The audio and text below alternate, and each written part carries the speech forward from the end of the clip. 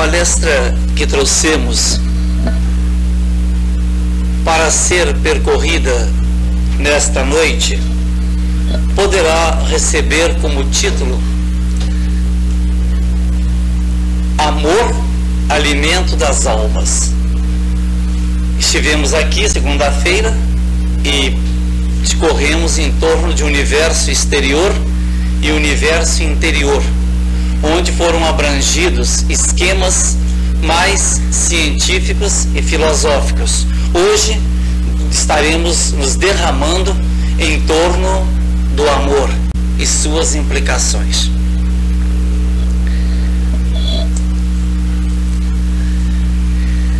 Se nos perguntam o que é o amor, evidentemente, tal como acontece ao próprio Deus, não se pode definir o amor, porque se o definíssemos, o limitaríamos.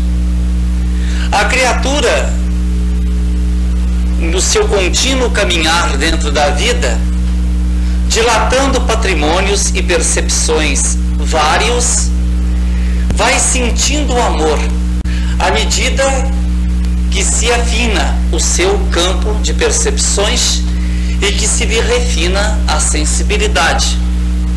Mas, numa linguagem didática, poderíamos dizer que o amor é a inclinação que possui a pessoa para dar presença carinhosa, afetiva, junto a outras pessoas, buscando metas e ideais. Essa é uma definição assim comum de amor.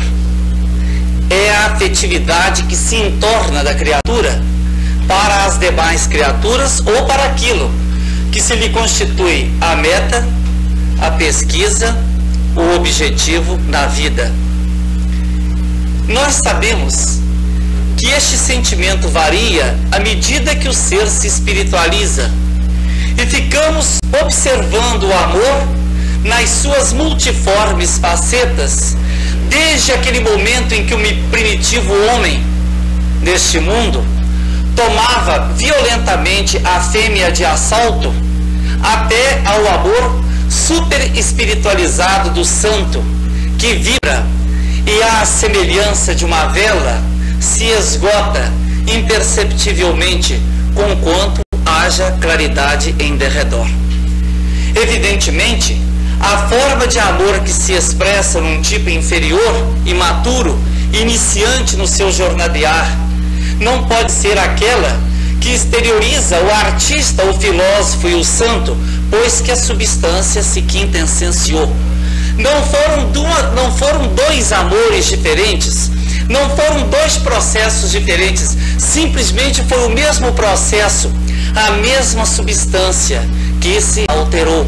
Porque dentro de uma visão monista, tudo na vida está armado em esquemas maiores que se seguiram aos esquemas menores, e esses vieram de esquemas ainda mais singelos.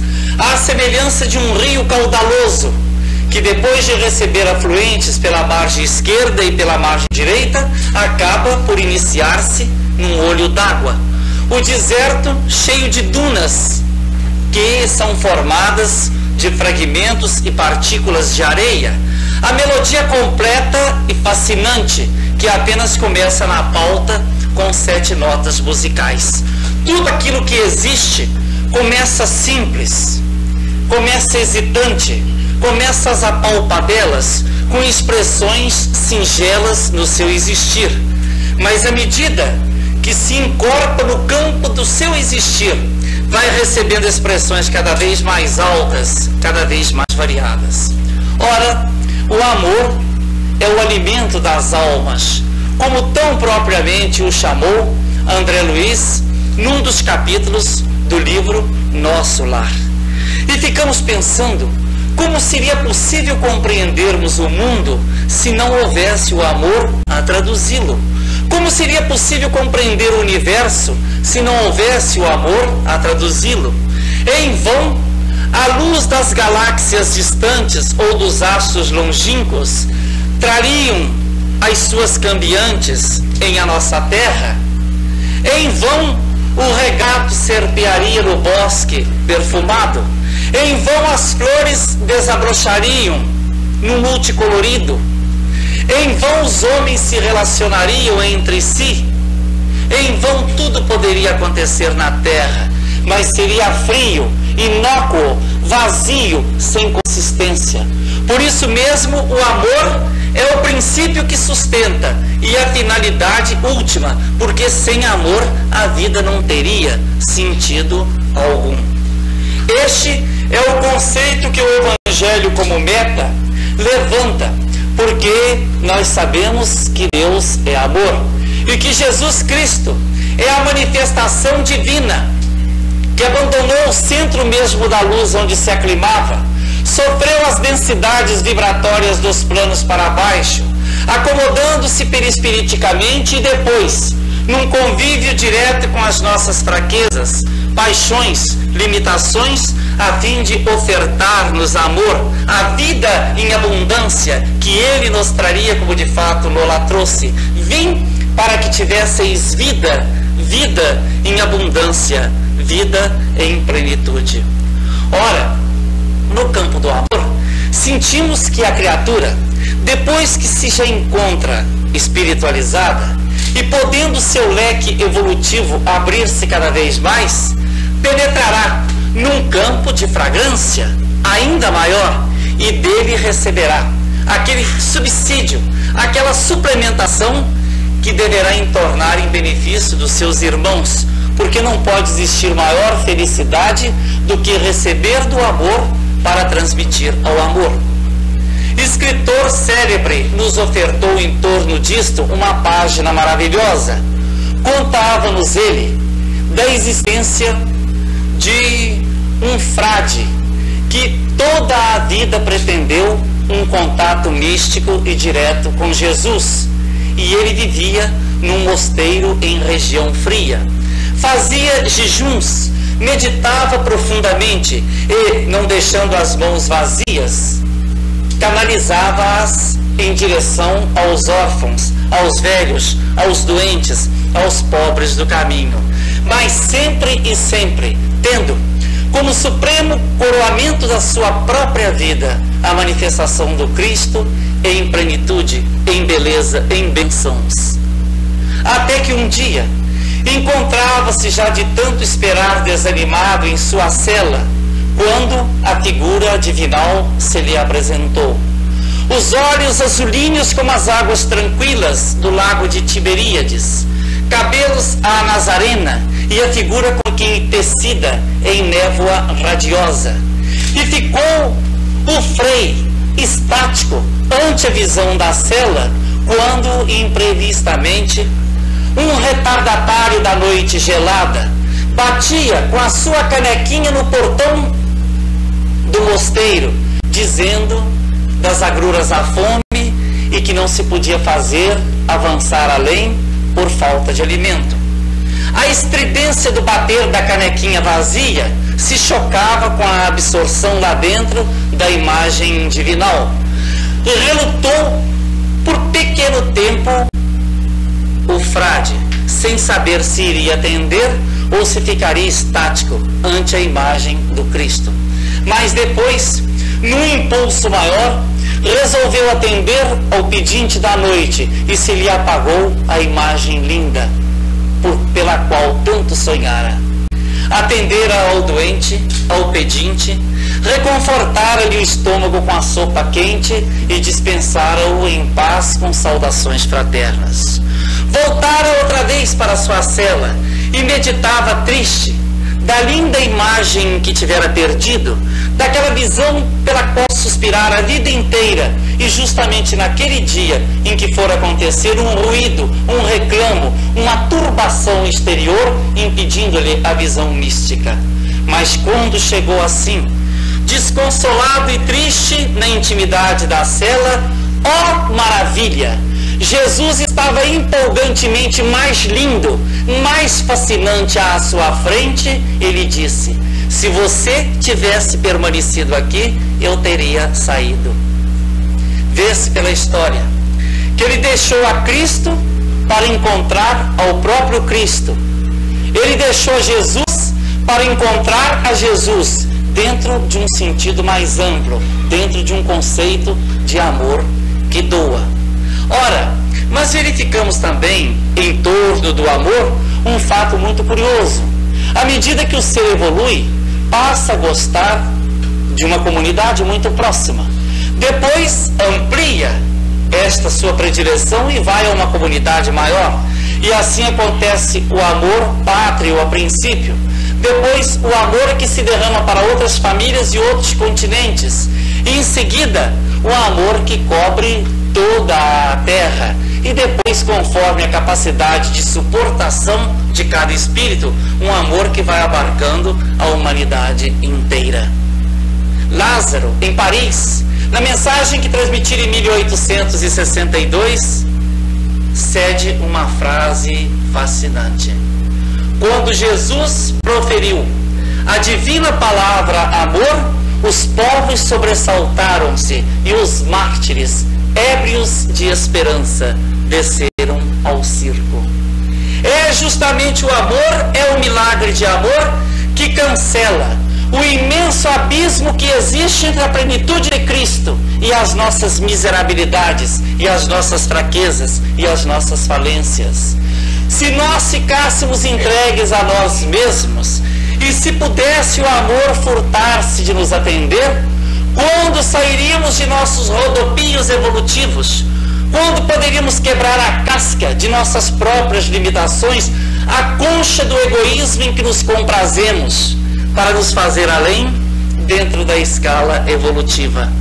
Entretanto, nós sabemos que a finalidade máxima da vida é o amor, e quando o amor se entorna em plenitude de bênçãos, a vida como que fica mais suave e perfumosa. Uma manifestação patente de amor agudo é-nos contada em o Novo Testamento, na carta que Paulo de Tarso dirige a um amigo seu, Filémon, em Colosses, comerciante que ele mesmo doutrinara a Jesus, e de quem recebia surpreso na sua prisão romana, depois que chegara a Roma prisioneiro, a visita de um escravo que abandonara Colosses, viera fugido para Roma, mas não se acomodara ao ambiente libertino e fragmentado daquela capital. Após uma de suas preleções na sala grande a que fora confinado, embora tivesse liberdade vigiada, porque era cidadão romano de Tarso, e Tarso tinha regalias especiais por parte de César, embora Paulo fosse judeu também. Ao terminar a sua palestra vespertina, ele foi alcançado por aquele escravo chamado Onésimo. E o escravo lhe dissera que estava fugido em Roma, mas não conseguira agradar-se da capital. E pretendia voltar a Colosses, mas não sabia como seu senhor o receberia. Então Paulo, já cedido, macerado pelos sofrimentos, escreve uma das mais lindas cartas de amor de que se tem notícia. É a carta a Filémon em o Novo Testamento. Quando ele começa: Paulo, prisioneiro de Jesus Cristo, e Barnabé, a Ápia, a Arquipo e ao nosso amado Filémon. E prossegue a carta. É justamente o pedido para que ele receba a Onésimo, seu escravo, não mais como escravo, mas como filho dele, Paulo, gerado no sofrimento daquelas algemas, daquelas prisões. E ele diz: talvez fosse melhor eu te determinar, Filémon, como me convém. Entretanto, prefiro pedir-te em nome do amor, sabendo, como sei, que tu és um discípulo do amor. Vai-te de volta, Onésimo, teu criado, que fugiu, teu escravo, que fugiu. Tu o receberás não mais como escravo, mas como meu filho gerado no sofrimento destas prisões. Quem te pede é Paulo, eu, velho, eu, prisioneiro de Jesus Cristo. Ele enumera 3 situações interessantes. Paulo já tinha uma forte influência no cristianismo daquela região. Quando ele diz eu velho, subentendia as muitas lutas e peripécias pelas quais havia passado. E eu, prisioneiro de Jesus Cristo, chamava-se a si mesmo prisioneiro de Jesus Cristo. E dizia que por ser prisioneiro de Jesus Cristo se encontrava em total liberdade, porque os açoites, as pedradas, as algemas, nada lhe retirava absolutamente a tranquilidade interior. E naquela carta mesma, uma carta de amor, encontra-se provavelmente dentro de toda a Bíblia um único trocadilho que existe lá, e o seu autor é Paulo de Tarso. No versículo está escrito assim: ele que te foi inútil noutros tempos, agora te volta útil. Porque Onésimo, o nome do escravo, em grego significa útil. Onésimos, útil. Quando Paulo escreveu, ele que te foi inútil noutros tempos, agora te volta útil, ele queria dizer, ele que noutros tempos te foi um onésimo sem valia, agora voltará valoroso para o seu coração, substancializado no amor do Cristo. E ainda diz mais: se te deveu alguma coisa ou se algum prejuízo houve, coloca à minha conta, que eu, Paulo, te pagarei. Que coisa interessante. A carta da amizade a amor, depois de pedir, depois de situar, depois de localizar o escravo, ainda fala de possível prejuízo que ele tivesse dado ao seu senhor e pede a Filémon o coloque à sua conta. Nós outros, que aqui nos encontramos, encarnados e desencarnados, a grande humanidade, o grande mundo, embora não queiramos, por muitas vezes bitolados como estamos, embora não aceitemos ou não tenhamos sensibilidade para poder sentir, para poder perquerir, mas o certo é que todos nós estamos empenhados ao amor do Cristo. É a misericórdia de Jesus que não deixa absolutamente nos confundamos com as trevas, permanecendo indefinidamente em seu seio ou em suas garras. Porque quando isto acontece, movimenta-se a misericórdia de mais alto e surgem tecidas em nossa terra as mais diferentes manifestações de dores morais e físicas.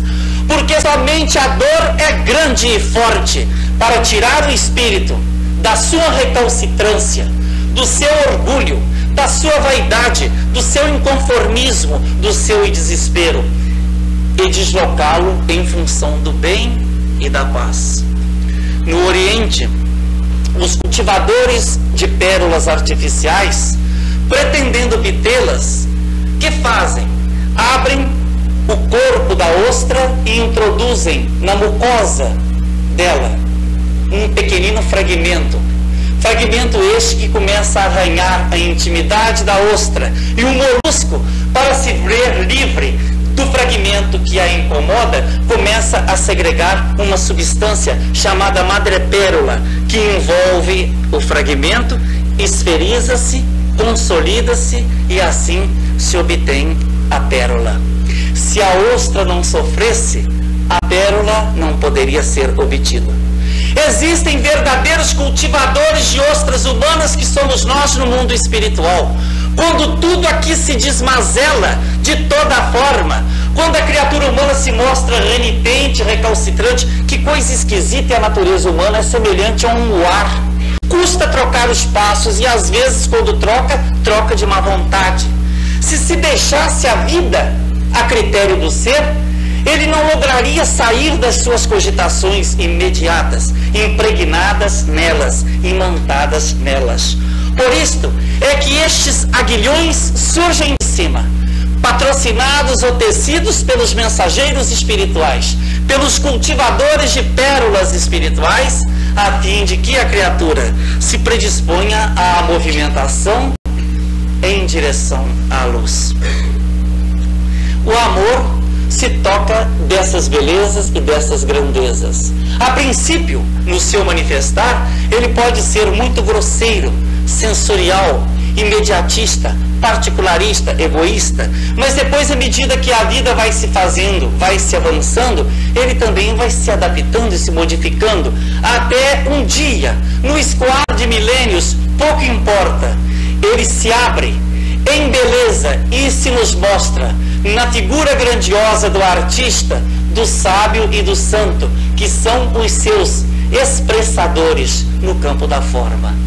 E é interessante de passagem contar-lhes a lenda do amor, que é a lenda de Nayá, tal como nos é narrada por Alfredo Stanislau no seu livro Terra Imatura.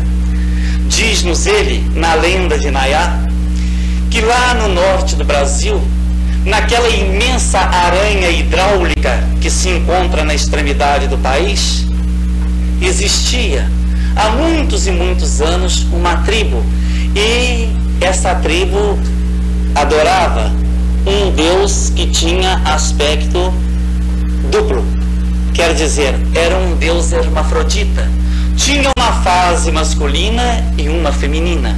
Quando ele se manifestava em forma feminina, procurava da tribo uma virgem com quem se relacionasse por busca, para que a vida pudesse se perpetuar.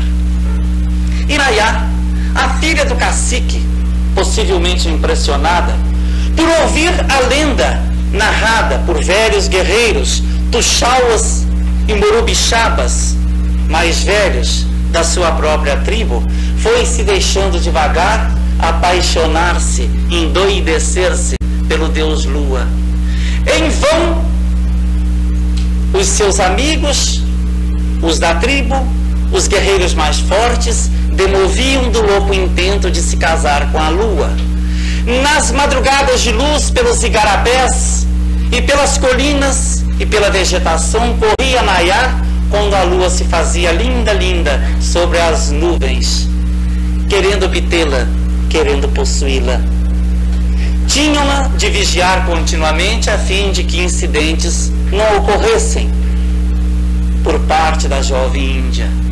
Mas Alfredo Stanislau termina a sua história dizendo que numa noite em que Nayá burlara a vigilância de toda a tribo, andando, passou pelos valados e pelos igarapés e se deteve, admirada, impressionada, frente a uma lagoa cujas águas estavam paradas, e olhou no espelho delas a lua no céu. E num paroxismo de amor e num arrebatamento de amor, jogou-se às águas para obter a lua, para possuir a lua, sacrificando-se assim. Entretanto, por ter sido seu amor tão grande, o deus Lua, ao invés de transformá-la em mais uma estrela, como ocorrera tantas as da tribo anteriormente, resolveu modificá-la aqui mesmo na terra, numa vitória régia dos valados amazonenses. E quando, nas madrugadas de luz, os impuros olhares humanos não contemplam, abre-se nas margens dos igarapés uma vitória régia, e dela surge Nayá para receber o beijo da lua. Não mais se nota na Índia, transfigurada pelo sofrimento, a sua carnação compacta. Não mais se observa nela a correria, a sofreguidão, a impaciência de outros tempos, porque o sacrifício lhe refinara até mesmo o corpo em que se expressava para receber o beijo da lua na perpetuação do amor. Isto vemos que no amor importa sacrifício. Infelizmente, nós compreendemos que quando não existe suficiente luz na alma, que o Evangelho pode focar, claridade no entendimento que a doutrina espírita pode proporcionar, a criatura fica sem condições de situar-se em pauta de destino e começa a hesitar-se, a zigue-zaguear-se, por falta de uma orientação íntima. Entretanto, depois que ela tem o vislumbre evangélico, depois que ela tem a seu favor as bênçãos celestes através dos guias que lhes falam para os tempos novos, a mensagem de Jesus, ela passa a compreender que o verdadeiro amor não aprisiona, o verdadeiro amor liberta. A diferença que existe entre amor e paixão é justamente esta, embora as duas sejam expressões em escalas diferentes. Enquanto a paixão abarca, perturba, pretende a tudo possuir sofregamente, egoisticamente, o amor permanentemente liberta.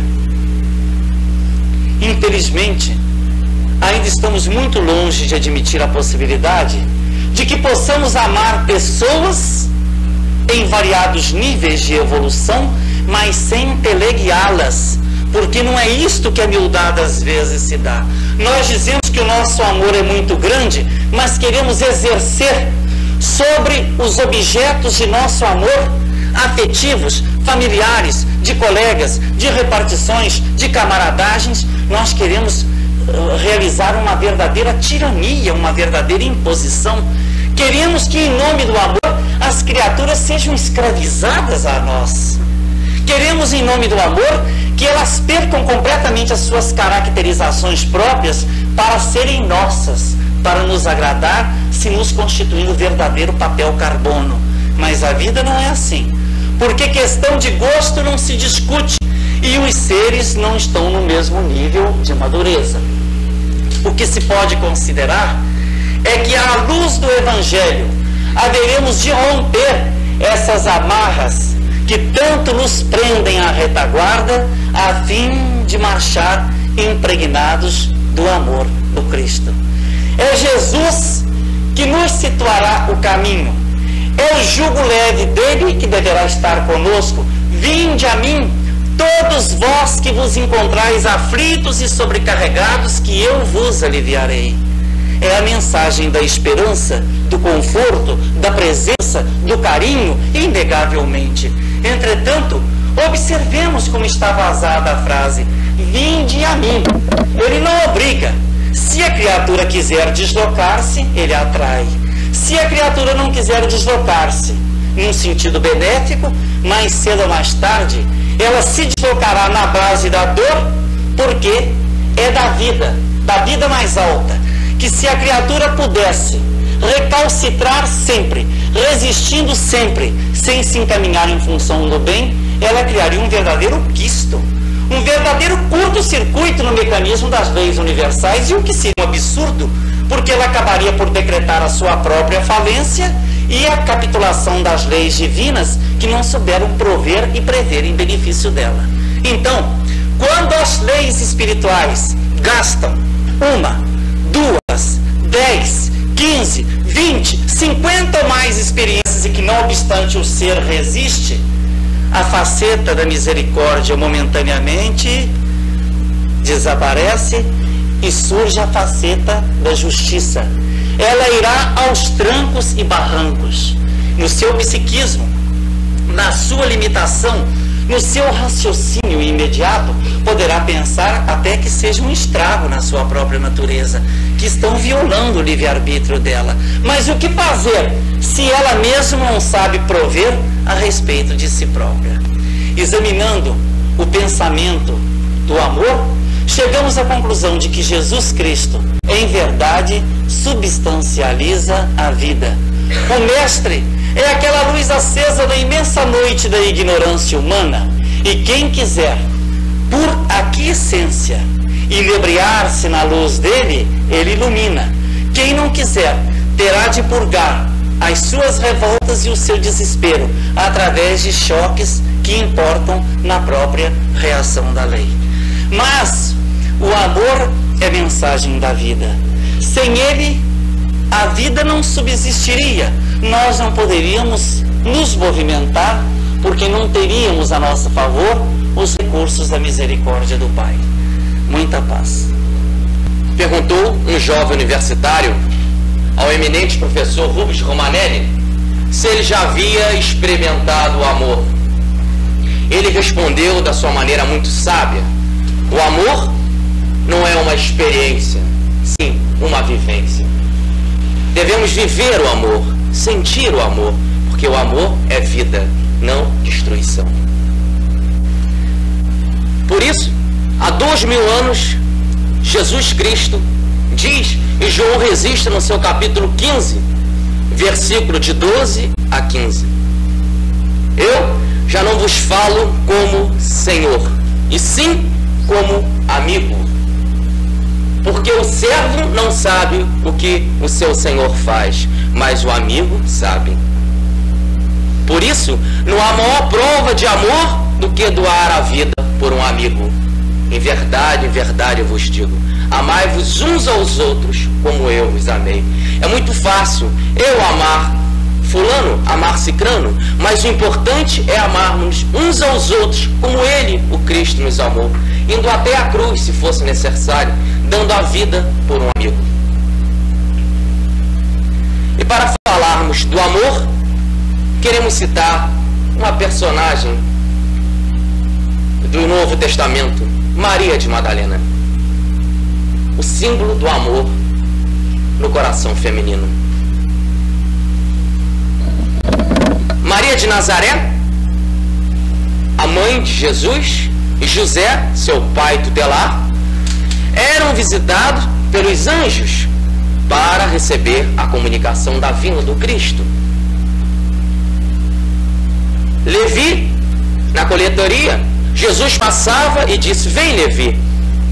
Passando pela barca, vem Pedro, vem João, vem Tiago, e eles foram. Já eram terras férteis.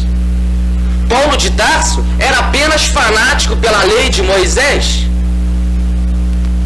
mas era correto, como nos fala Emmanuel. Mas Maria Madalena era presa pelos vícios, era dominada pela carne,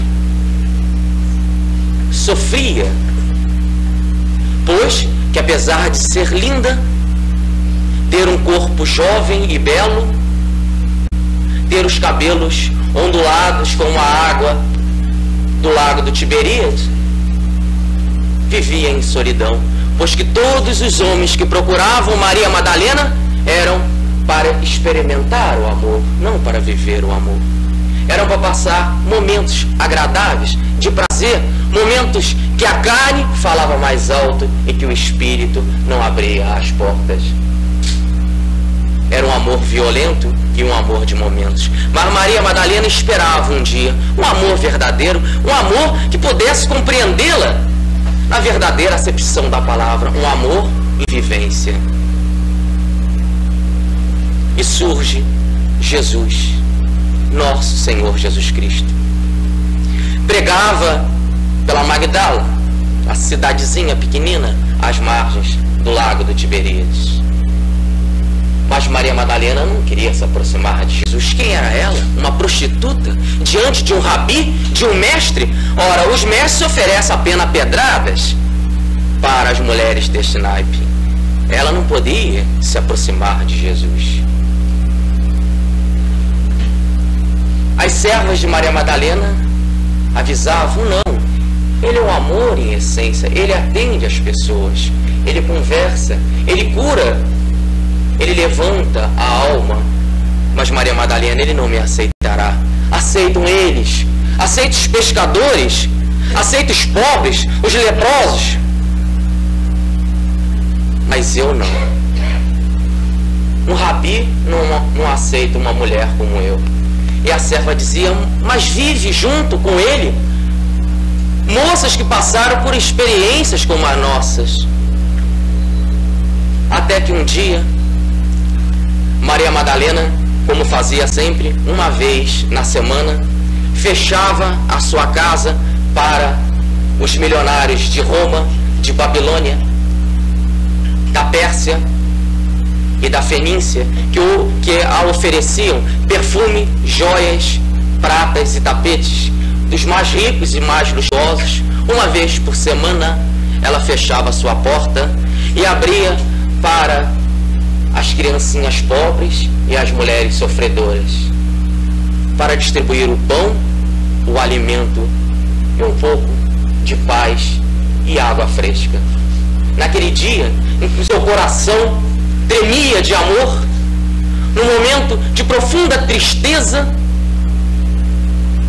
mas de intenso amor, ela aceita a sugestão de sua serva e parte ao encontro do Cristo. Jesus se encontrava na cidadezinha de Naim, na casa do apóstolo Pedro. E ela pega o barco, atravessa o lago numa noite fria, em que o vento balançava os seus cabelos, e chega do outro lado da margem, a Naim. Todos olharam: o que ela está fazendo aqui?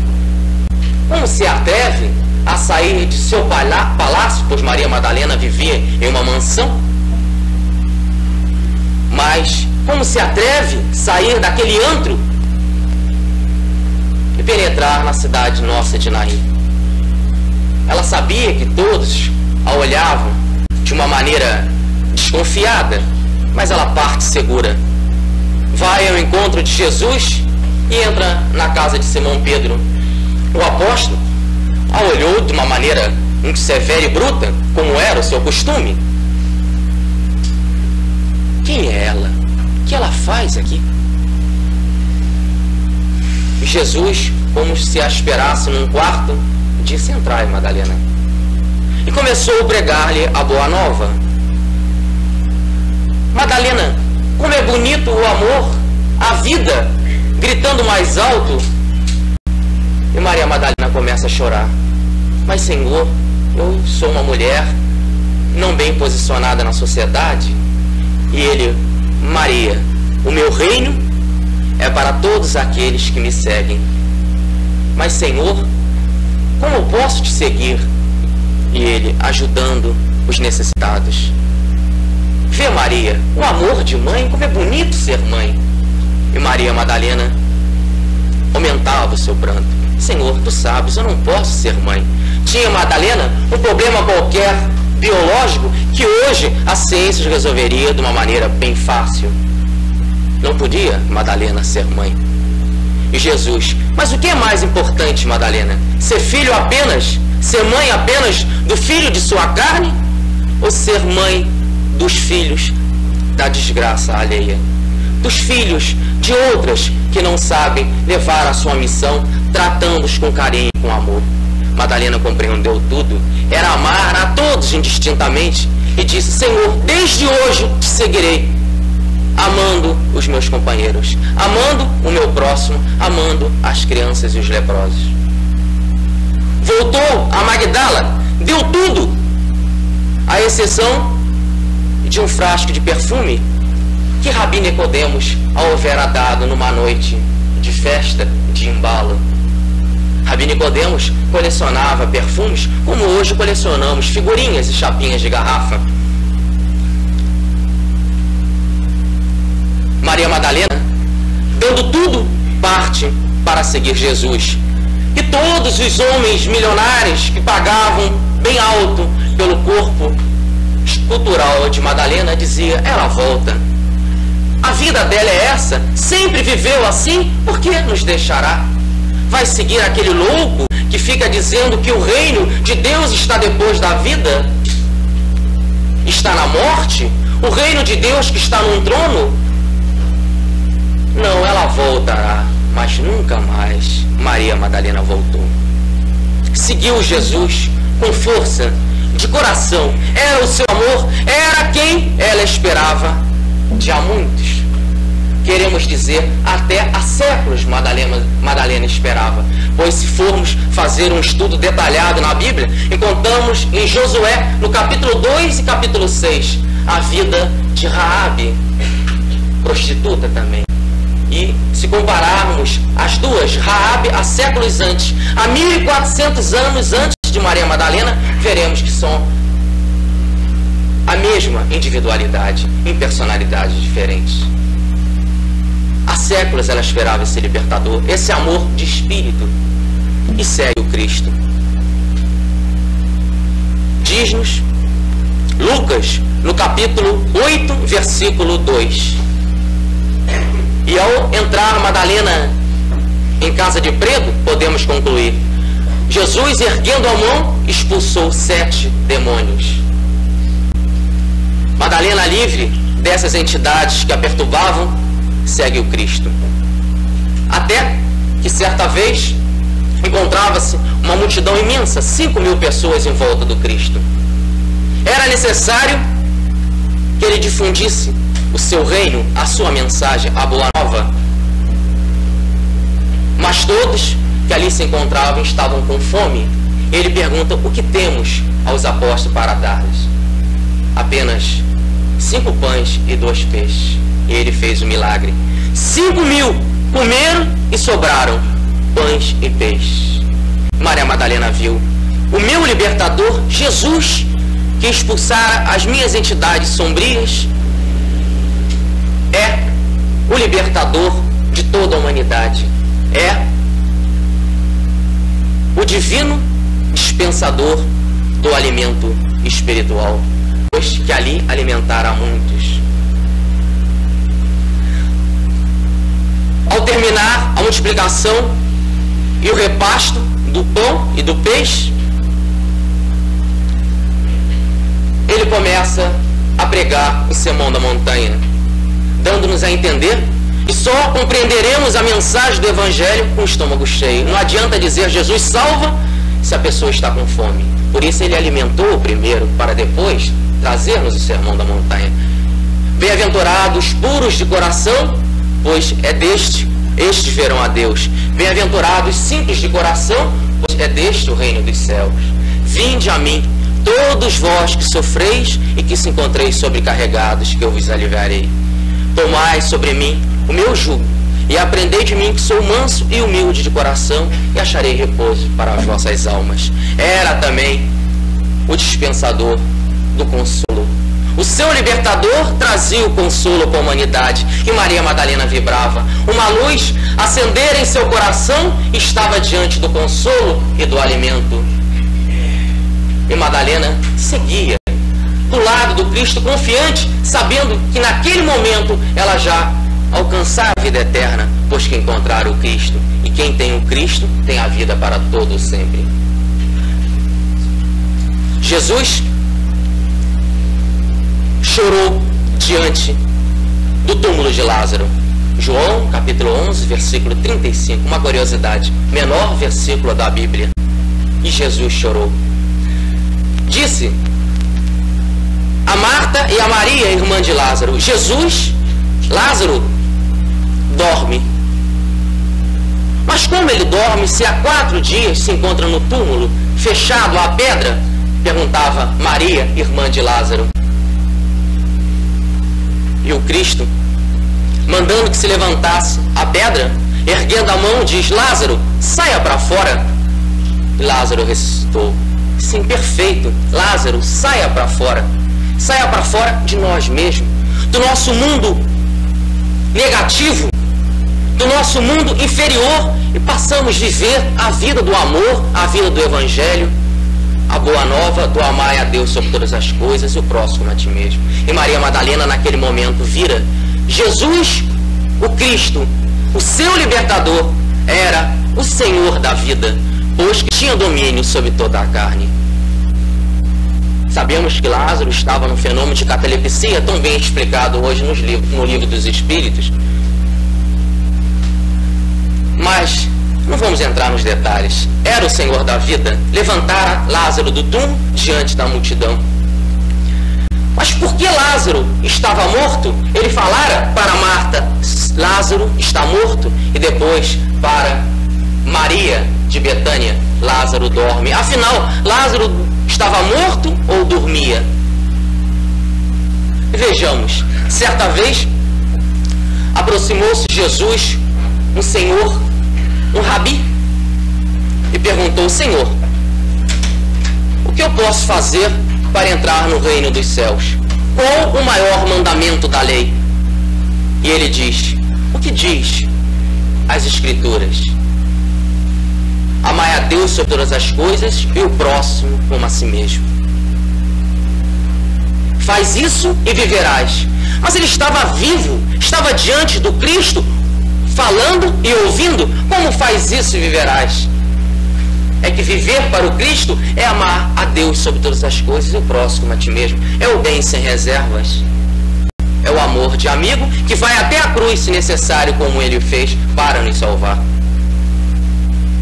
Por isso que ele disse: Lázaro está morto.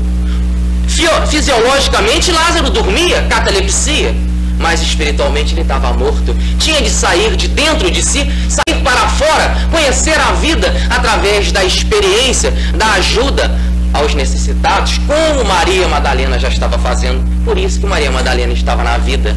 Encontrar assim Jesus, o Senhor.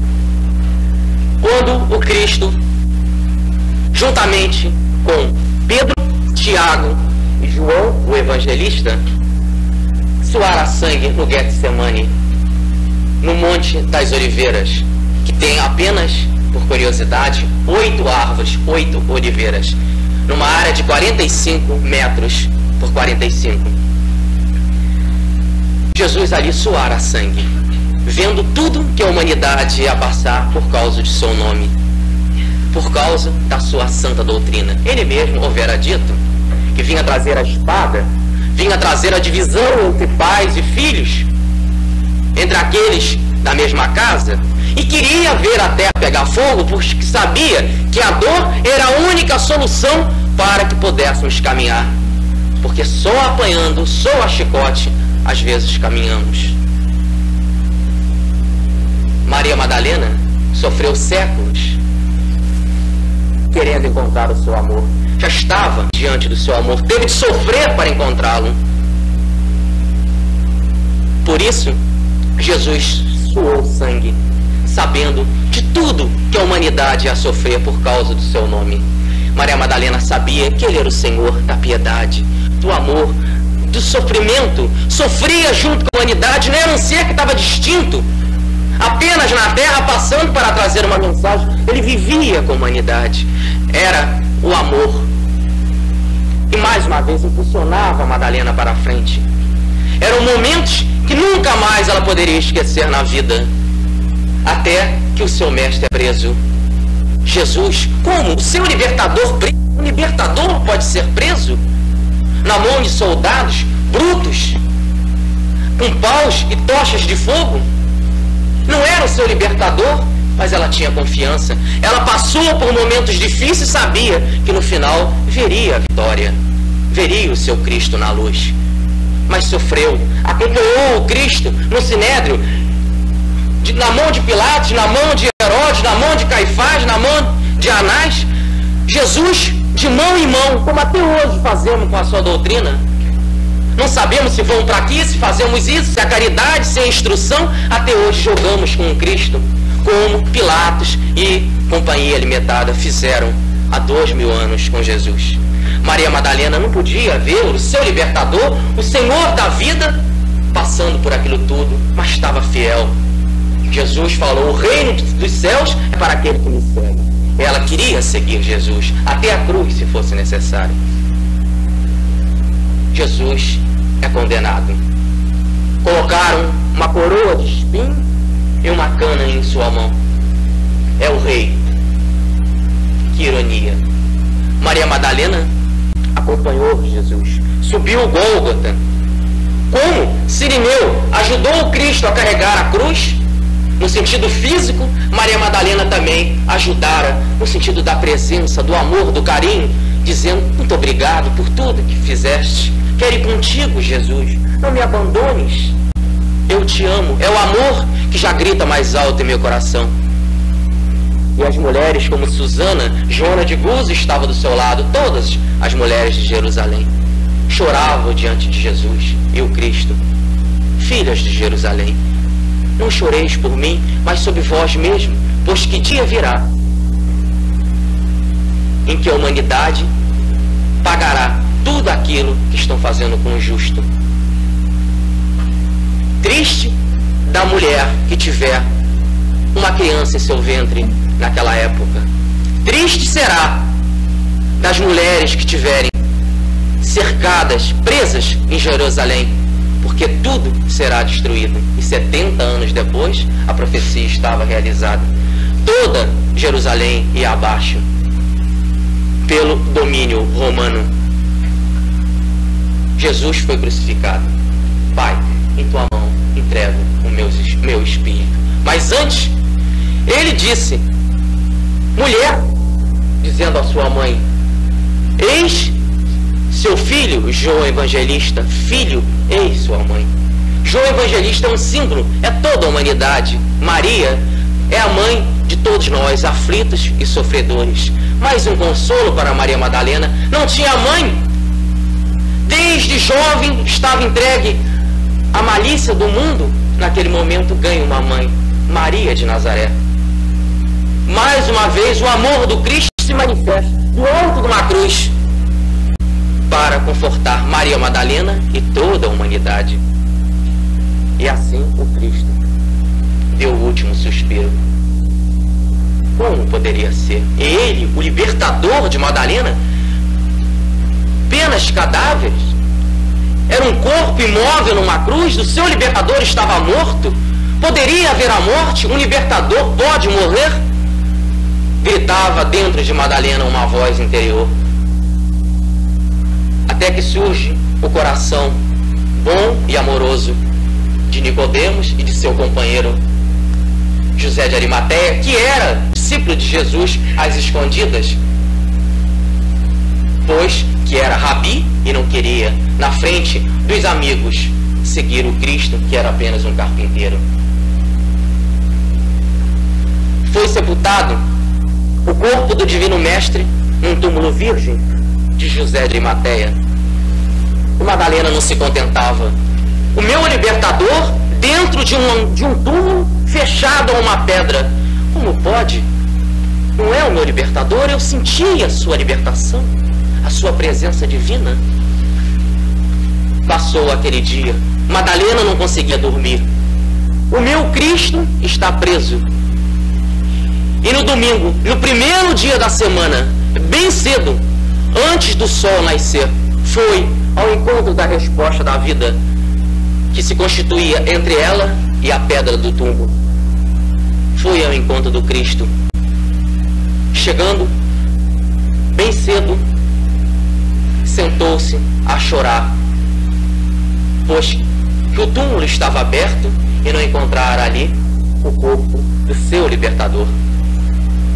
Roubaram o corpo do meu libertador, dizia Madalena. Como?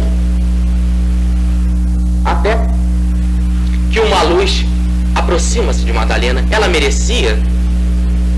Que luz era aquela? Hoje fazemos o mesmo, como os apóstolos. Nos escondemos em casas, fechados, deixamos de vir aos centros espíritas para ter contato com a vida através de uma palestra, do bom livro, do contato entre os amigos. Mas Maria Madalena queria saber a resposta da vida e foi bem cedo. Quem sai bem cedo de casa para ir ao encontro da vida? Ela foi. No primeiro dia da semana, de madrugada, encontrou a resposta. Estava diante dela o Cristo. E ela, lembrando daqueles momentos em que abraçara Jesus na casa de Simão, o fariseu, na cidade de Naim, quando chorara, enxugara os seus pés com seus cabelos e gastara o seu perfume rico, a sua pequena fortuna, a única coisa que guardara quando dera toda a sua riqueza, aquele perfume que a Rabi Nicodemos lhe deu, aquele perfume que ela despejara em seus pés. Queria, naquele momento da ressurreição do Cristo, abraçá-lo, beijá-lo outra vez. Mas Jesus deu um passo atrás e disse: mulher, não me toques. Vá ao encontro dos meus irmãos, dos meus discípulos, e diga a eles que estarei hoje mesmo com todos na Galileia. Mas por que era ele o libertador de Madalena e negou que ela o abraçasse naquele momento tão divino? Ele disse: ainda não foi para o meu pai. Mulher, não me toques. Aconteceu há alguns anos atrás, na cidade de Campos, uma materialização através do médium seguro, Peixotinho, em que se apresentou o espírito Sheila. Depois de várias curas e vários tratamentos, fez uma prece final muito bonita, e uma senhora quando a Sheila já estava se desmaterializando, levanta da cadeira para dar o último abraço, um beijo na querida Sheila, que houvera curado de um problema que tinha no coração no exato momento. E a Sheila grita: não me toques! E se desmaterializa. Terminando a sessão, Peixotinho recebe uma mensagem da própria Sheila dizendo: se aquela senhora a houvesse tocado, ela seria desintegrada naquele momento, sumiria, viraria pó, pois que a Sheila estava no processo de desmolecularização, estava tirando as energias que ela houvera condensado e ia devolvendo ao Peixotinho, que às vezes entrava numa reunião com 70 quilos e saía, e no meio da reunião estava com apenas 35 quilos, diminuía o seu peso pela metade. Depois, a Sheila devolvia o peso, ele saía um pouquinho menos. Entrava calçando 35, saía calçando 33. Mas do que isso? É a própria presença do Cristo através desses missionários, desses tarefeiros como o Peixotinho. É o amor do Cristo se manifestando hoje. Por isso, há 2000 anos atrás, ele disse: Madalena, não me toques, pois que ainda não estava com seu corpo bem condensado e Madalena poderia ser torrada. Imagina, se a Sheila poderia transformar uma senhora em cinzas, o que não diria o Divino Mestre naquele poder divino de seu corpo? E Madalena vai ao encontro dos seus colegas, dos seus amigos apóstolos, e diz: eu vi o Cristo apareceu para mim, Jesus vive. E uma voz ecoou do fundo da sala: um Tomé da vida? A você ele apareceu? Ele nos morreu, nos abandonou e nos deixou para lá? Para você? Por que não apareceu a Pedro, o seguidor de sua igreja? Por que não apareceu a sua mãe? Por que não apareceu a João, que era o seu apóstolo amado? Mas a você? Logo a você? Que foi aquilo? E doeu profundamente o coração de Maria Madalena. E ela disse: acreditando ou não, o Cristo vive, ele apareceu para mim. Vocês sabem o amor de mãe. Uma coisa paira no ar: Maria de Nazaré sabia que Jesus vivia. Pegando pelo braço, diz: me conta, Madalena, me conta tudo sobre a vida, a volta do meu filho. E Madalena começa a narrar, contar com os mínimos detalhes tudo o que houvera visto. E logo à noite, quando estavam todos presentes, à exceção de Tomé, as portas fechadas, o Cristo entra dizendo: paz seja convosco. Todos ficaram estupefatos. De fato, o Cristo vive. 8 dias depois, já haviam contado a Tomé que Jesus estava ressuscitado, mas ele não acreditou. Só vendo, só tocando em suas mãos, acreditarei. 8 dias surge o Cristo, outra vez as portas fechadas, penetra na casa e diz: paz seja convosco. Tomé já não queria tocar mais, já estava em pranto, em lágrimas, diante da vida. Tocai. Vede, não sou de carne e osso, sou de carne e osso, não sou um espírito. E Tomé: Senhor, eu acredito, sei que sois a vida, estás presente diante de mim. Maria Madalena, naquele momento, estava completamente realizada. O Cristo, o seu libertador, o Senhor da vida, manifestou-se em vida para dar a vida àqueles que não acreditavam na vida, como o apóstolo Tomé e alguns dos discípulos que duvidavam. Todos, depois do Pentecostes, voltaram para os seus trabalhos, mas Maria Madalena permaneceu sozinha na Galileia. Nenhum discípulo quis levar Maria Madalena. Poderia falhar outra vez? Foi dominada pela carne? Poderia, quem sabe?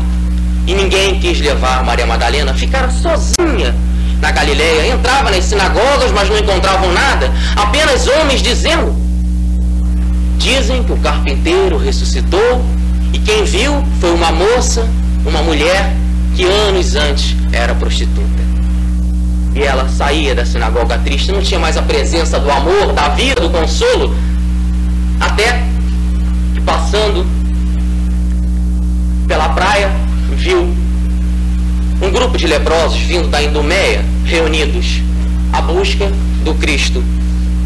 E ela expôs a doutrina do Mestre, a salvação do Cristo, a sua ressurreição, e na mesma hora recebeu um comunicado dos políticos da localidade pedindo para que se retirasse imediatamente, pois poderiam contaminar toda a cidade com a lepra. E ela afasta-se com os seus irmãos, cumprindo a promessa ao Cristo há 3 anos antes, e vai com ele para o Vale dos Leprosos em Jerusalém. E lá fica, trata-os com carinho, com amor, toda a tarde pregam, trazendo a mensagem do Cristo. Já estava cansada, idosa, ao passar dos anos, tomada também pela lepra, pois que manchas roxas já tomavam seu corpo. Cansada, resolve encontrar a mãe de Jesus, a primeira que a recebera depois do Mestre, o seu apóstolo querido João Evangelista, que se encontrava em Éfeso. Deixa a cidade de Jerusalém, cansado, doente, e vai encontrar os seus amigos. Mas chegando na cidade de Éfeso, depois de receber milhares de convites para voltar ao mundo das tristezas, do mundo negativo, Maria Madalena não aguenta passar das portas de Éfeso e se abriga numa casa de cristãos amigos. E num certo dia, em volta de seus amigos, como Maria de Nazaré e João Evangelistas e outros, sente que existia uma coisa diferente. Não se encontrava mais ali em Éfeso, mas em Cafarnaum, debaixo de uma árvore. E como que as crianças já estavam ao seu redor, os leprosos, os apóstolos, o Cristo pregando. Ela fica emocionada. Mas o que é isso? Eu não estou em Éfeso. E o Cristo fala: Madalena, vem, Madalena, transpõe o limiar da vida. Vê, tu não podes morrer nunca, nunca poderás morrer. Há sempre vida, desde que me encontraste na terra vivia, estava no meu reino, e o Pai quer que agora descanse ao meu lado.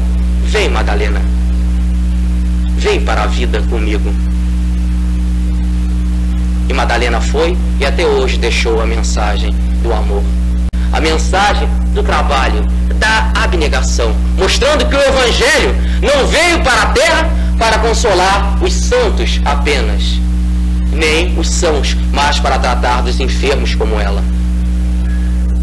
Maria Madalena está na vida e nesse momento se encontra junto de nós, do lado de cada um, envolvendo-nos, trazendo o seu carinho, o seu amor, juntamente com a pleiade de seus espíritos colaboradores do reino do Cristo, ensinando-nos que a verdadeira vida é para o que ama, é para o que serve.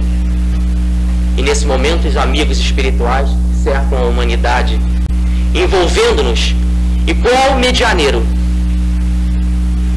deixando que a luz se filtre, nos dizem essas boas palavras: Rei, heróis, juízes, generais e tiranos, entre o ouro e o poder, de vitória em vitória, comandaram na terra a vida transitória, erguendo sobre o povo os braços soberanos, e passaram fremindo, arrojados e insanos, ébrios de ostentação e famintos de glória, detendo-se, porém, nos túmulos da história, relegados à dor de cruéis desenganos. Mas o Cristo, na palha, humilde e pequenino, traz consigo somente o coração divino, na exaltação do bem que ilumina e socorre, e brilhando por sol generoso e fecundo, em todas as nações que engrandece o mundo. É sempre o excelso Rei do amor, que nunca morre. Excelso Rei do amor, que nunca morre. O libertador de Maria Madalena. Numa visão mais ampla, o libertador de todos nós que sofremos. Libertador de toda a humanidade. E para darmos por encerrada a nossa reunião, queremos contar uma historinha do professor Rubens Romanelli, que veio brindar o campo espírita com essa pérola de comentário. Dizem que existia um raiozinho de luz que vagava pelo universo finito e ilimitado. E até que um dia perguntou ao Senhor Vento: Senhor Vento, é verdade que existe, pelo universo finito, ilimitado, algum lugar que seja treva, escuridão? E o Senhor Vento respondeu: ah, existe raiozinho de luz. Eu mesmo já estive lá e com a minha fúria rebentei tudo. E o raio: ah, Senhor Vento, como eu queria conhecer esses lugares. E partiu ao encontro das trevas no universo. Subiu, desceu, foi para frente, para trás e encontrou as trevas. Já triste, cansado, volta: Senhor Vento, não encontrei as trevas no universo. E o Senhor Vento: puderas, sois a própria luz, aonde vais carrega a luz, sois a própria luz em essência. O meu desejo, queridos amigos, companheiros do Centro Espírita Batuíra, é que vocês sejam como este raiozinho de luz, que aonde quer que se encontrem, espalhem as trevas da ignorância que nós mesmos plantamos ao nosso redor, sabendo que só existe um libertador, Cristo, que é a máxima representação do amor na Terra, a presença divina entre nós. A todos vocês, a paz de Jesus, o exemplo de Maria Madalena, e que o manto da Virgem Maria de Nazaré possa nos envolver. E assim, todos nós, como pássaros, podemos nos abrigar naquela esteira de luz, naquele manto acolhedor, que é a Maria, consoladora dos aflitos de toda a humanidade.